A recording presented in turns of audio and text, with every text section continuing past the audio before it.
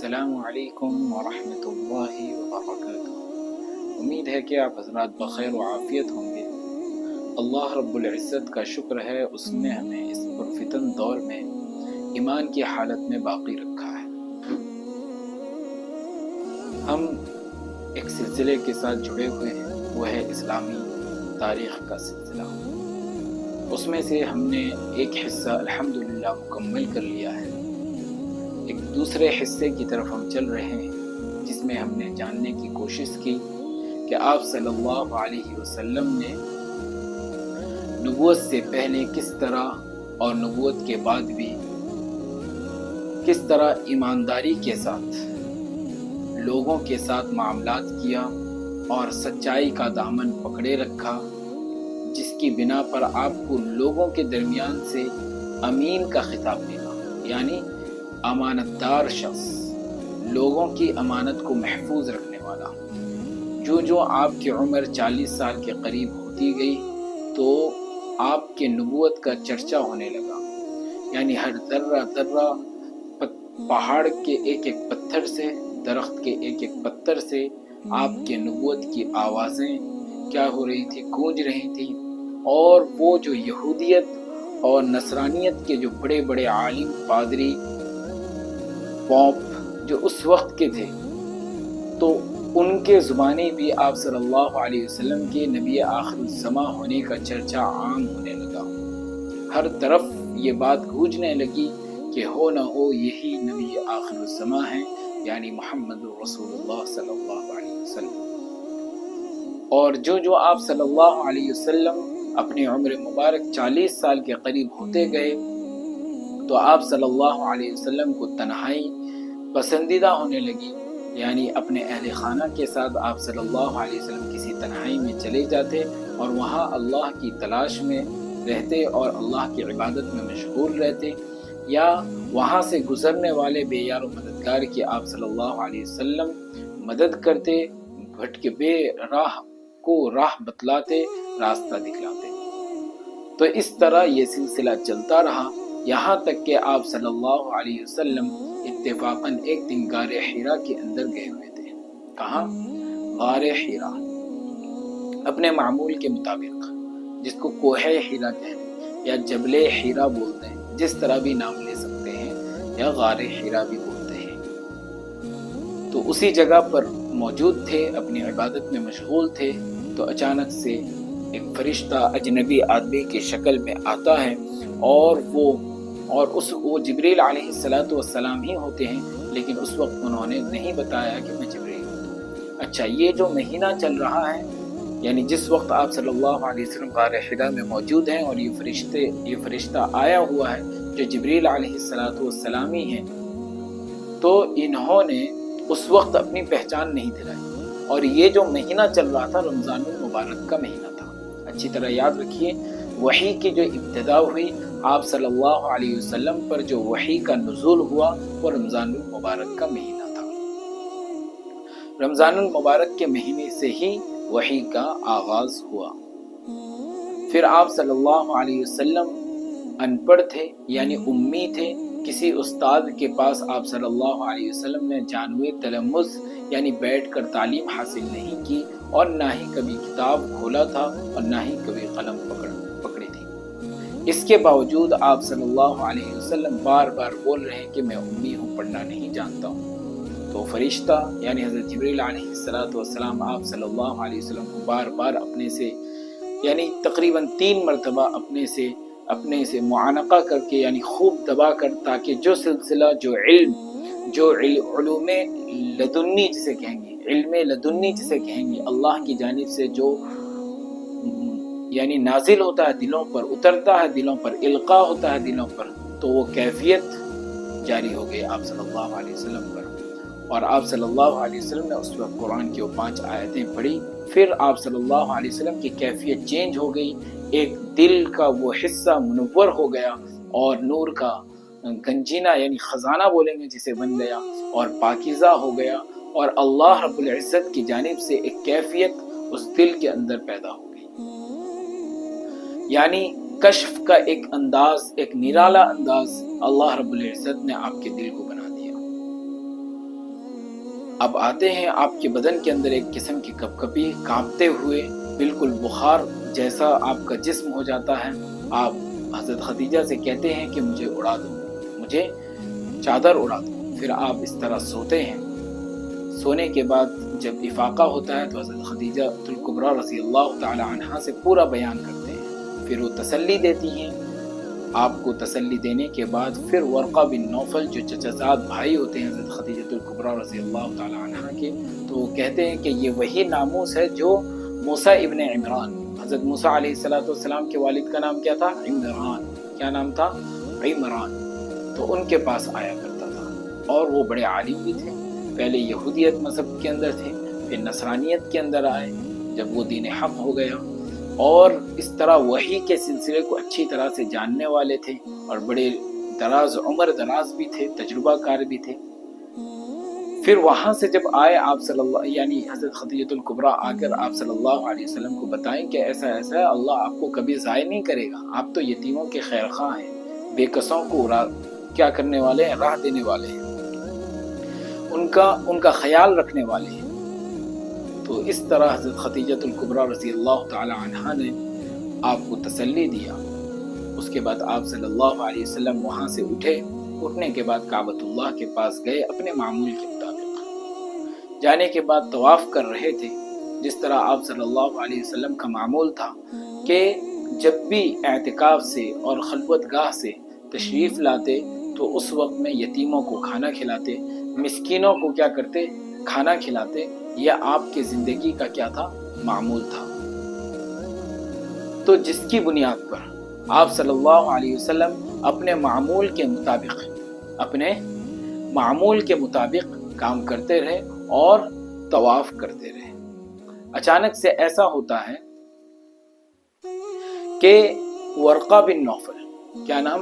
ورقہ بن نوفل، جنہوں نے کیا بتائی تھی؟ حضرت خدیجہ الکبریٰ رضی اللہ تعالی عنہا سے کہا تھا کہ یہ وہی ناموس ہے کہ جو حضرت موسیٰ علیہ السلام یعنی موسیٰ ابن عمران کے پاس آیا کرتا تھا۔ تو انہوں نے آپ صلی اللہ علیہ وسلم سے وہاں ملاقات ہو گئی، وہ بھی اسی وقت میں آئے جب آپ صلی اللہ علیہ وسلم طواف کر رہے تھے، تو آئے تو ملاقات ہوئی۔ ملاقات ہونے کے بعد تو انہوں نے آپ صلی اللہ علیہ وسلم سے لفظ بلفظ پوری بات سننے کے بعد ان کے سر کو بوسہ دیا۔ بوسہ دینے کے بعد اور خوشخبری دی اور مبارکباد پیش کی کہ یہ وہی جاوید دولت ہے، یعنی ہمیشہ ہمیشہ رہنے والی دولت ہے جو اللہ رب العزت نے پہلے پیغمبروں کو دیا تھا اور آپ کو بھی دیا ہے۔ تو اس طرح مبارکباد دی اور کچھ اگلی باتیں بھی بتائی جو انہوں نے توریت اور انجیل کے اندر پڑھ رکھی تھی کہ آپ کی قوم آپ سے لڑے گی، آپ کو جلا وطن کر دے گی، یہاں سے نکال دے گی، آپ کے ہاتھوں اسلام قبول نہیں کرے گی، اور جس وقت میں جلا وطن کرے گی اگر میں رہوں گا تو میں آپ کے ساتھ ہوں گا اور آپ کے لیے مددگار بنوں گا اور آپ کی جانب سے دفاع کروں گا۔ لیکن چند ہی دنوں کے اندر ان کا انتقال ہو جاتا ہے۔ یہ حسرت دل ہی دل میں رہتی ہے اور وہ اس دنیا سے آخرت کی طرف کوچ کر جاتے ہیں۔ پھر اتفاقاً ایسا ہوتا ہے کہ آپ صلی اللہ علیہ وسلم دوسری مرتبہ غار حرا کی طرف اتفاقاً آپ صلی اللہ علیہ وسلم کا جانا ہوتا ہے، اور غار حرا یعنی کوہ حرا بولنے، یعنی جبل حرا بولنے، وہاں سے کعبۃ اللہ سے مکہ سے یعنی 3 کوس کے فاصلے پر، چند ہی دوری کے فاصلے پر آپ اگر اوپر چڑھیں گے، غار حرا کے اوپر جائیں گے جہاں آپ صلی اللہ علیہ وسلم بیٹھ کر عبادت کرتے تھے، وہاں سے اگر بلڈنگیں بنی نہ ہوتی تو کعبۃ اللہ بالکل کلیئر نظر آتا ہے، پورا مکہ کا نظارہ کر سکتے ہیں وہاں سے، اور ایک عجیب سا سما ہوتا ہے اس کے اندر، ایک سکون سا محسوس ہوتا ہے اس کے اندر۔ اللہ ہم سب کو بار بار وہاں جانے کی توفیق عطا فرمائے۔ تو آپ صلی اللہ علیہ وسلم کا اتفاقاً واپس پھر جانا ہوتا ہے، کہاں؟ یہ پہلی مرتبہ آپ صلی اللہ علیہ وسلم آ چکے ہیں، یہ سارا مسئلہ پیش آیا، پھر دوسری مرتبہ آپ صلی اللہ علیہ وسلم کا جانا ہوتا ہے وہیں، کہاں پر؟ غار حرا میں۔ وہیں آپ صلی اللہ علیہ وسلم رہتے ہیں کہ اچانک سے غیب سے آواز آتی ہے۔ جب آپ صلی اللہ علیہ وسلم آسمان کی طرف سے چہرہ اٹھاتے ہیں تو دیکھتے ہیں کہ وہاں جبریل علیہ السلام ہیں، اوپر میں، اور وہ کہتے ہیں کہ اے اللہ کہ تم اللہ کے رسول ہو اور میں جبریل فرشتہ ہوں، تم اللہ کے رسول پیغمبر ہو۔ آپ صلی اللہ علیہ وسلم نبی بھی تھے اور رسول بھی تھے، کیونکہ آپ صلی اللہ علیہ وسلم کو نئی شریعتیں عطا کی گئی۔ جس کو نئی شریعتیں عطا کی جاتی ہیں وہ رسول بھی ہوتا ہے، اور نبی تو سب ہو سکتا ہے لیکن رسول سب نہیں ہو سکتے۔ یعنی رسول ہو تو نبی بھی ہو سکتا ہے، لیکن نبی ہو رسول نہیں ہو سکتا۔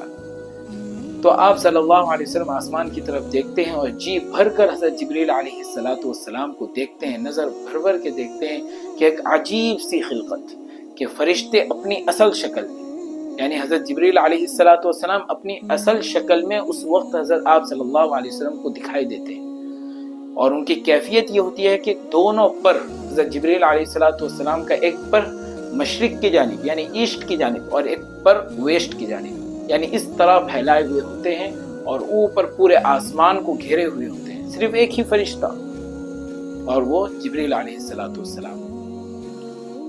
تو آپ صلی اللہ علیہ وسلم جی بھر کے ان کی طرف اس طرح دیکھتے ہیں، دیکھنے کے بعد پھر وہ غائب ہو جاتے ہیں۔ آپ صلی اللہ علیہ وسلم کے وہاں سے آنے کے بعد پھر ایک عجیب سی کیفیت ہو جاتی ہے، پھر یعنی کانپتے ہوئے، ڈرتے ہوئے، کیونکہ انسانی تو ہے نا، کون ہے؟ انسانی ہے نا۔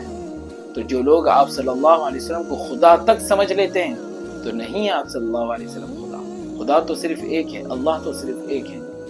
تو آپ سے ڈرنا، کانپنا اور ایک کیفیت انسانی اور بشری کیفیت کا ہونا، یہ انسان ہونے پر دلیل ہے۔ آپ صلی اللہ علیہ وسلم کوئی جن نہیں تھے، کوئی جنات نہیں تھے، کوئی نورانی مخلوق نہیں تھے، بلکہ ایک انسانی تھے، اور انسان کی ہدایت کے لیے اللہ رب العزت نے انہیں بھیجا تھا۔ جیسے ہم پیدا ہوتے ہیں ویسے ہی وہ بھی پیدا ہوئے تھے۔ تو کوئی اللہ نہ سمجھے، خدا نہ سمجھے، معبود نہ سمجھے ہوئے۔ تو آپ صلی اللہ علیہ وسلم آتے ہیں، لیکن اس کے بعد ایک عجیب سی کیفیت ہوتی ہے، اور آپ لوگوں کو معلوم تھا کہ پچھلے سیشن میں نے بتلایا تھا کہ سب سے پہلے اسلام کو کس نے قبول کیا تھا؟ حضرت خدیجہ الکبریٰ رضی اللہ تعالی عنہ۔ تمام میں، عورتوں میں، مردوں میں، سب میں، اور عورتوں میں تو ہے ہی، اور وہ اپنے آپ پر اس بات پر فخر کرتی تھی، اور ان کا جو خواب سچ ہو گیا کہ میں یعنی اس حبیب، اللہ کے پیارے حبیب کی کیا ہوں؟ بیوی بھی ہوں، اور ساتھ میں خاتم الانبیاء کی کیا ہوں؟ بیوی بھی ہوں، اور تمام بیویوں میں یعنی جتنے ہیں اس میں سے سب سے پہلی بیوی بھی، اس پر وہ فخر کرتی تھی، خوشی محسوس کرتی تھی، اور آپ صلی اللہ علیہ وسلم کی خدمت کرنے کو اپنے لیے شرف سمجھتی تھی۔ ایک تو شوہر کی خدمت، پھر ایک اللہ کے محبوب کی خدمت۔ تو اس طرح یعنی حضرت خدیجہ الکبریٰ رضی اللہ تعالی عنہ سب سے پہلے اسلام لانے والی بنتی ہیں۔ لیکن اس کے بعد ایک کیفیت یہ ہوتی ہے آپ صلی اللہ علیہ وسلم کے ساتھ کہ قبض کا حالت پیدا ہو جاتا ہے آپ کے دل میں، یعنی وحی کا سلسلہ منقطع ہو جاتا ہے کچھ ایام کے لیے، اور عجیب سی کیفیت ہو جاتی ہے کہ ایسا لگتا ہے جیسے دل میں یہ خیال آتا ہے کہ میں جان دے دوں۔ اس کو آپ آسانی سے سمجھ سکتے ہیں، جیسے کوئی لڑکا یا لڑکی، اس دور میں اس چیز کا سمجھنا بہت آسان ہے، یا کوئی محبوب کیا کوئی محبوبہ، یا کوئی عاشق کوئی معشوقہ، کوئی لڑکا یا لڑکی آپس میں بہت محبت ہے ایک دوسرے سے، یا شوہر بیوی لے لیں، آپس میں ایک دوسرے سے بہت محبت ہے، بہت باتیں کرتے ہیں ایک دوسرے سے، لیکن کچھ ایام کے لیے شوہر بیوی سے، یا لڑکا لڑکی سے، یا عاشق معشوقہ سے، یا محبوب محبوبہ سے بات کرنا کیا کر دے، چھوڑ دے۔ تو کیفیت کیا ہوتی ہے؟ عجیب سی کڑھن محسوس ہوتی ہے، عجیب سی کیفیت ہوتی ہے دلوں کے اندر۔ وہ انہی لوگوں کو معلوم ہوگا جو اس میں گرفتار ہیں، یا جو محبت کے نام کو جانتے ہیں۔ بلکہ آپ صلی اللہ علیہ وسلم کی محبت تو اللہ تعالیٰ سے اس سے کہیں زیادہ بڑھ کر، تو وحی کا سلسلہ جو تھا یہ گویا کہ اللہ سے بات چیت کرنے کا ایک ذریعہ تھا، یعنی پیغام، یعنی کوئی محبوب ہے تو محبوبہ کی جانب سے کوئی خط آ رہا ہے تو اس کو اس کا انتظار رہتا ہے، شوہر ہے تو بیوی کو اس کے خط کا انتظار رہتا تھا، اس کے فون کا انتظار رہتا تھا۔ تو آپ صلی اللہ علیہ وسلم کے پاس جو وحی آتی تھی حضرت جبریل علیہ السلام کے ذریعے، تو آپ صلی اللہ علیہ وسلم بھی اس بات کے منتظر رہتے تھے کب اللہ کا کوئی پیغام آئے، ایک بات چیت کا موقع ملتا تھا، اللہ سے محبت تھی آپ صلی اللہ علیہ وسلم کو، تڑپتے تھے اس کے لیے۔ تو ایسا ہوا کہ کچھ ایام کے لیے بند ہو گیا سلسلہ، اور ہوتا بھی یہ ہے جب کوئی چیز منقطع ہوتی ہے پھر وہ جب چیز جڑ جاتی ہے تو محبت میں کیا ہو جاتا ہے، اور اضافہ ہو جاتا ہے۔ مثال کے طور پر شوہر اور بیوی کے درمیان جھگڑا ہوتا ہے، تو جھگڑا ہونے کے بعد پھر دونوں کے درمیان کیا ہو جاتی ہے، اتفاق ہو جاتی ہے، پھر دونوں ایک دوسرے سے مل جاتے ہیں، تو محبت میں اور زیادہ اضافہ ہو جاتا ہے۔ کسی لڑکے یا لڑکی کے درمیان جھگڑا ہو گیا، یا کسی دوست کے درمیان کیا ہو گیا، جھگڑا ہو گیا، پھر جھگڑا ہونے کے بعد یا دوری ہو جانے کے بعد پھر جب ملتے ہیں پھر محبت میں دو گنی، دو بالائی آ جاتی ہے۔ تو آپ صلی اللہ علیہ وسلم تڑپنے لگے، بالکل جیسے مچھلی پانی سے نکال کر رکھ دی جائے تو کیسے تڑپتی ہے، تو ایسے تڑپنے لگے، قبض کی کیفیت، یعنی دل میں یہ خیال آتا تھا کہ میں جان دے دوں، یہ کیفیت آتا تھا۔ لیکن کچھ ہی دنوں کے بعد آپ صلی اللہ علیہ وسلم پر پھر وحی کا سلسلہ جاری ہوا، جن میں کچھ صورتیں نازل ہوئی۔ سب سے پہلے تو 5 آیتیں نازل ہوئی تھی، اقرأ بسم ربک الذی خلق، خلق الانسان من علق، اقرأ وربک الاکرم الذی علم بالقلم، علم الانسان ما لم يعلم۔ پھر اس کے بعد سورہ مدثر نازل ہوئی، یا ایھا المدثر قم فانذر وربک فکبر، یہ سورت نازل ہوئی۔ پھر سورہ فاتحہ نازل ہوئی جسے ہم نماز میں پڑھتے ہیں، الحمدللہ رب العالمین۔ پھر سورہ مزمل نازل ہوئی، یا ایھا المزمل، تو یہ سورت نازل ہوئی۔ اس طرح پھر سورتوں کا سلسلہ شروع ہوا اور قرآن پھر متواتر لگاتار اب نازل شروع ہونے لگا۔ تو یہ بھی یاد رکھنے ہیں کہ ایک وقت ایسا آیا تھا جہاں وحی کا سلسلہ کچھ ایام کے لیے منقطع ہو گیا تھا۔ پھر اس کے بعد آپ صلی اللہ علیہ وسلم پر ایمان لانے والے یعنی بالغ مردوں میں سب سے پہلے حضرت ابوبکر صدیق رضی اللہ تعالی عنہ، پھر یعنی لڑکوں میں ایمان لانے والے آپ صلی اللہ علیہ وسلم پر سب سے پہلے حضرت علی رضی اللہ تعالی عنہ، اور اسی طرح آزاد شدہ غلاموں میں ایمان لانے والے سب سے پہلے زید بن حارثہ۔ یہ زید بن حارثہ وہی ہیں جو آپ صلی اللہ علیہ وسلم کے پاس بطور غلام کے تھے، یعنی حضرت خدیجہ الکبریٰ کے بھائی، چچا زاد بھائی ورقہ بن نوفل نے حضرت خدیجہ کو دیا تھا ہدیتاً، پھر حضرت خدیجہ سے آپ صلی اللہ علیہ وسلم کو، پھر آپ صلی اللہ علیہ وسلم نے انہیں آزاد کر دیا تھا۔ جب ان کے والد آئے لینے کے لیے تو انہوں نے آپ صلی اللہ علیہ وسلم کو ترجیح دی اپنے والد پر۔ تو یہ لوگ ہیں جو سابقو یعنی سابق الحق اور سابق الایمان کے اندر کیا ہوتے ہیں، پیش میں آتے ہیں حضرت خدیجہ، حضرت ابوبکر اور حضرت علی، اور اسی طرح زید بن حارثہ۔ یہ وہ لوگ ہیں جو پہلے کیا ہوئے، ایمان لے آئے۔ تو اس طرح یہ لوگ وہ لوگوں میں سے ہیں جو سب سے پہلے ایمان لائے۔ لیکن حضرت ابوبکر وہ ان لوگوں میں سے جو بڑے تاجر بھی تھے، بڑے مالدار لوگوں میں سے تھے، متفول تھے، سمجھدار تھے، عاقل تھے۔ اگر کسی مجلس میں موجود ہوتے تھے تو انہیں میر مجلس یعنی ہیڈ آف دا کمیٹی بنا دیا جاتا تھا، یعنی اس مجلس کا انہیں بڑا مان لیا جاتا تھا، ایسی صلاحیت تھی، اللہ نے نوازا تھا۔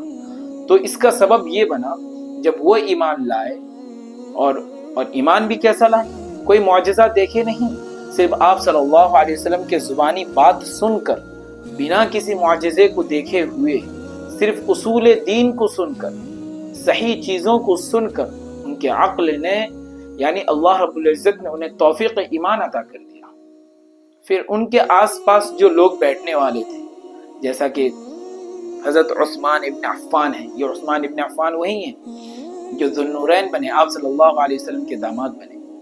پھر بڑے بڑے صحابہ کرام، ان کی وجہ سے بڑے صحابہ کرام پھر ایمان میں داخل ہوئے۔ کہتے ہیں نا، ایک اچھا انسان ہوتا ہے تو اس کے آزو بازو میں بیٹھنے والوں کو بھی اس کے اثر پہنچتا ہے۔ جیسے خوشبو ہے، تم عطر فروش کی دکان میں جاؤ تو عطر ملتا ہوگا، اگر عطر نہ بھی لگائے آپ کہیں بیٹھ کر اٹھ جاؤ، جب باہر نکلو گے آپ کے بدن سے بھی خوشبو آ رہی ہے۔ اسی طرح بھٹی والے کے پاس جاؤ جو آگ کا بھٹی جلاتا ہے، تو وہاں بھی جاؤ گے تو دونوں مثال ہے، اچھے لوگوں کے ساتھ میں رہو گے تو اچھا تعلق اور اچھائی ملے گی، برے لوگوں کے ساتھ میں رہو گے تو برائی ملے گی۔ تو حضرت ابوبکر صدیق رضی اللہ تعالی عنہ کے ساتھ جو لوگ بیٹھنے اٹھنے والے تھے، تو ان لوگوں کو بھی اللہ رب العزت نے ایمان کی دولت سے سرفراز کیا، وہ بڑے بڑے صحابہ کرام ہیں، جیسے کہ عثمان ابن عفان، یہ بھی بڑے، عثمان غنی کا لقب جنہیں ملا، ایک عثمان بن مظعون ہے، یہ بھی سابق الایمان کے اندر ہیں، یعنی بڑے، یعنی ابتدائی اسلام میں سے ہی وہ بھی ہیں،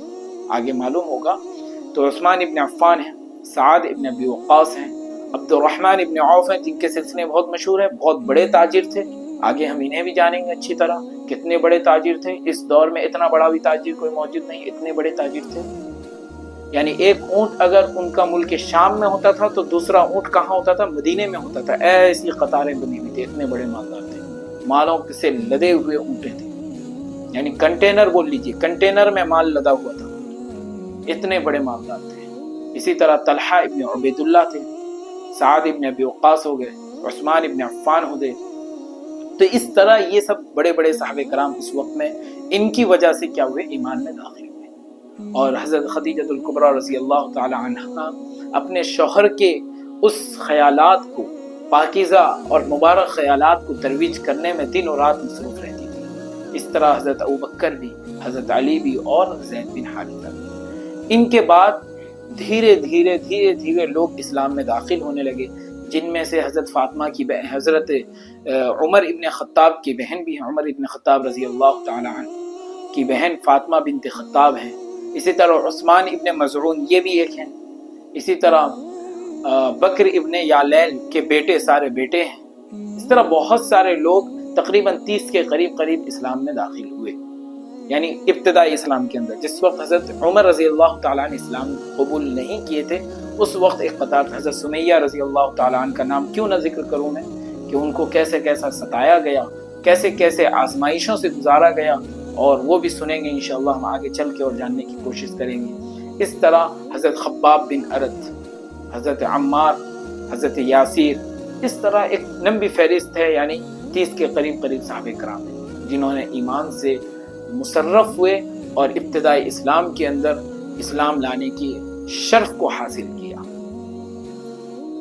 اسی طرح ایک مرتبہ آپ صلی اللہ علیہ وسلم، یعنی پہلی مرتبہ تو وحی نازل ہوئی، دوسری مرتبہ حضرت جبریل علیہ السلام نے انہیں پہچان دلوایا کہ میں جبریل ہوں۔ تو اس موقع پر آپ صلی اللہ علیہ وسلم نے حضرت جبریل علیہ السلام کو اپنی آنکھوں سے دیکھا اور اصلی حالت میں دیکھا، ورنہ تو حضرت جبریل علیہ السلام بشر یعنی انسان کی حالت میں آتے تھے آپ صلی اللہ علیہ وسلم کے پاس۔ تو یہ ایک پہلا موقع ہے جہاں پر یاد رکھنا چاہیے کہ پہلا موقع ہے جہاں پر آپ صلی اللہ علیہ وسلم نے حضرت جبریل علیہ السلام کو اپنی آنکھوں سے دیکھا تھا اور جی بھر کے دیکھا تھا۔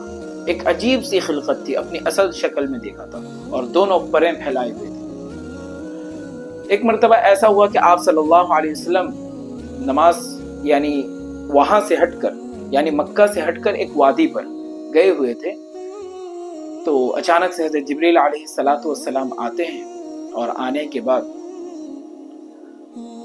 ایک کنارے پر کیا کرتے ہیں؟ پر مارتے ہیں، پر مار کے، یعنی وادی کے ایک کنارے پر مارتے ہیں، اور مارنے کے بعد وہاں سے چشمہ ابل آتا ہے۔ چشمہ یعنی پانی، نیچے سے فوارہ جسے بولتے ہیں، تو ابل آتا ہے۔ تو حضرت جبریل علیہ السلام وضو کرتے ہیں، پورا وضو کرتے ہیں۔ وضو کرنے کے بعد پھر آپ صلی اللہ علیہ وسلم جیسے ان کو دیکھے ہوتے ہیں وضو کرتے ہوئے، ویسے آپ صلی اللہ علیہ وسلم بھی وضو کرتے ہیں۔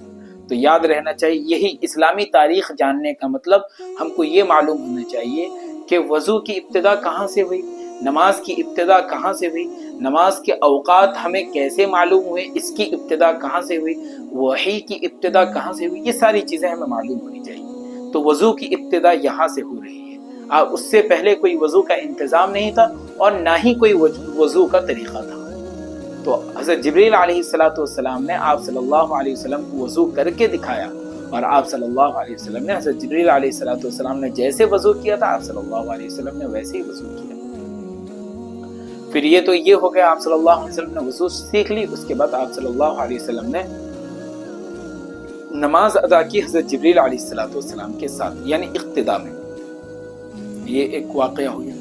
پھر اس کے بعد حضرت جبریل علیہ السلام آئے، یعنی اس دن حضرت جبریل علیہ السلام نے پوری نمازیں ادا کی، پانچوں وقت کی، لیکن اول وقت میں، جیسا فجر کا وقت ہے تو فجر کا وقت کس وقت شروع ہوتا ہے؟ تو اس وقت میں، شروع وقت میں۔ ظہر کا وقت ہے، جیسا ظہر کا وقت شروع ہوا اس وقت میں۔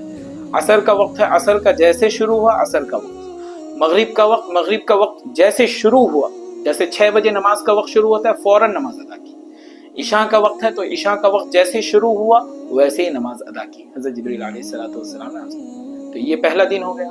پھر دوسرے دن حضرت جبریل علیہ السلام تشریف لائے اور آپ صلی اللہ علیہ وسلم کو اپنے ساتھ لے کر نماز ادا کی. لیکن یہ جو کس وقت میں نماز ادا کی؟ جیسا فجر کا وقت ہے تو فجر کا وقت ختم ہو رہا ہے یعنی اینڈ وقت میں نماز ادا کی. ظہر کا وقت ختم ہو رہا ہے تو اینڈ وقت میں نماز ادا کی. عصر کا وقت ختم ہو رہا ہے تو اینڈ وقت میں نماز ادا کی. اسی طرح مغرب کا بھی وقت ختم ہوا اور عشاء کا بھی وقت ختم ہونے کے وقت پر کیا کی؟ نماز ادا کی. تو اس سے کیا بتایا ہمیں؟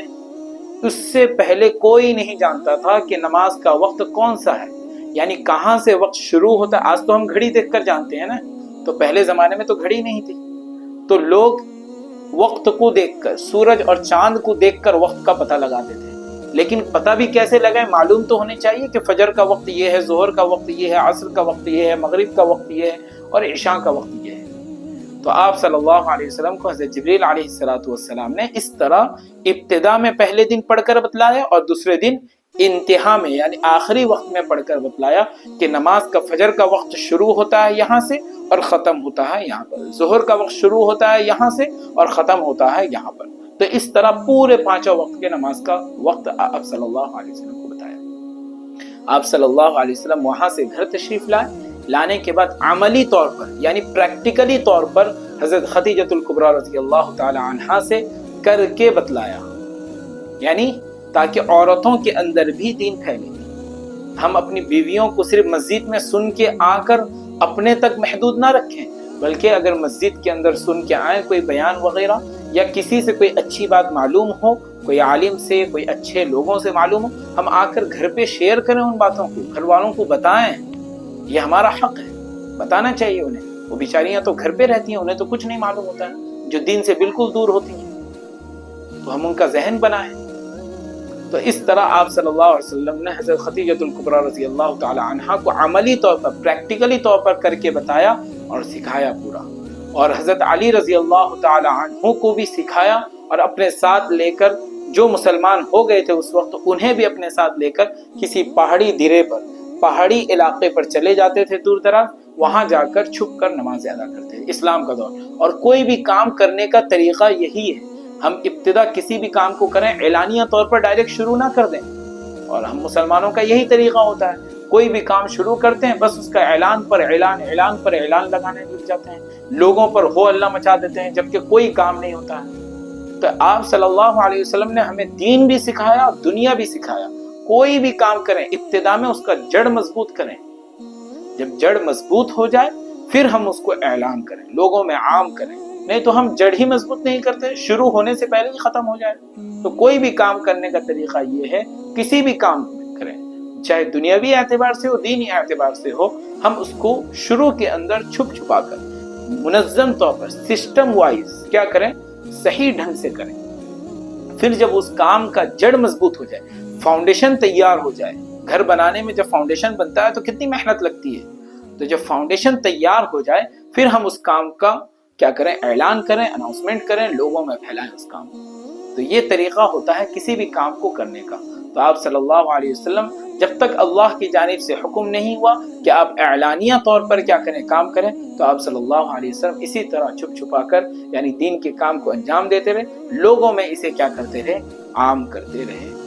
انشاءاللہ آگے جانیں گے ہم کہ کس طرح آپ صلی اللہ علیہ وسلم کو مکہ کے اندر پریشان کیا گیا، ستایا گیا، کن کن آزمائشوں سے آپ صلی اللہ علیہ وسلم کعبۃ اللہ یعنی مکہ کے اندر یعنی آپ صلی اللہ علیہ وسلم پر گزر ہوا، یعنی گزرے آپ صلی اللہ علیہ وسلم پر کون کون سی پریشانیاں. انشاءاللہ ہم اسے آگے جانیں گے. السلام علیکم ورحمۃ اللہ